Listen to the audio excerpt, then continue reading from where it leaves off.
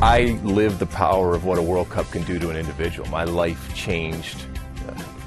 It was night and day compared to where I was after that summer in 1994. The opportunities on and off the field that playing in a World Cup can afford you in front of 1 billion people running around and the team doing well, and never has so much been done with a modicum of talent and lots of hair and a guitar. So it was incredible. It was an incredible summer for the game, for our country, and for me personally. The culture of soccer in the United States has completely changed since the summer of '94. But at that point, it was huge because it was the first time for a lot of people that they were introduced to what international soccer is about, and not just the play on the field of incredible players, but just everything that goes on, the atmosphere and the passion and the fans and the music and the rhythm, all of that makes a World Cup.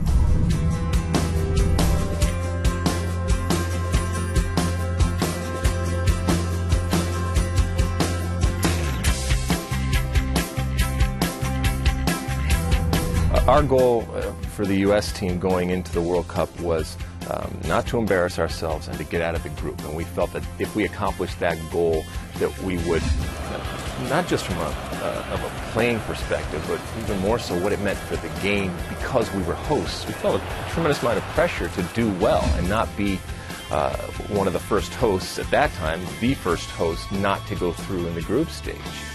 But certainly a group when you have Romania, Colombia, Switzerland, and what those teams were in the summer of '94, especially Colombia, which a lot of people were picking as favorites or dark horses to win the World Cup. It was a heck of a group to get drawn.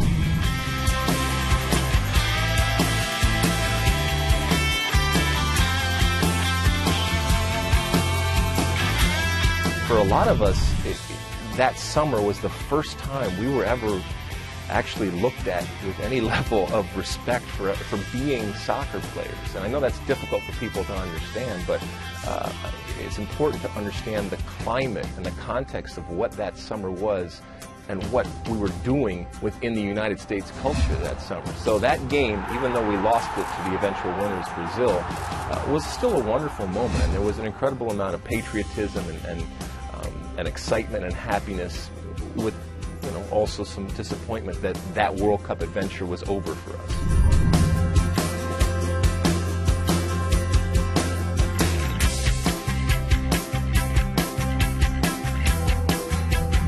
I was in the Rose Bowl for the final as a fan, but as I said before, my life had completely changed, and I was watching it as a participant in the World Cup.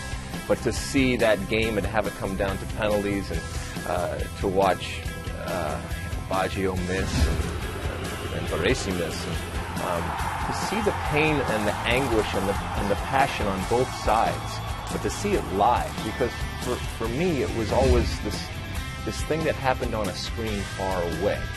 That was pretty amazing, to be at a World Cup final for a guy that grew up not even really considering that being a professional soccer player was something that was attainable, just because of the culture and the country that I was growing up in.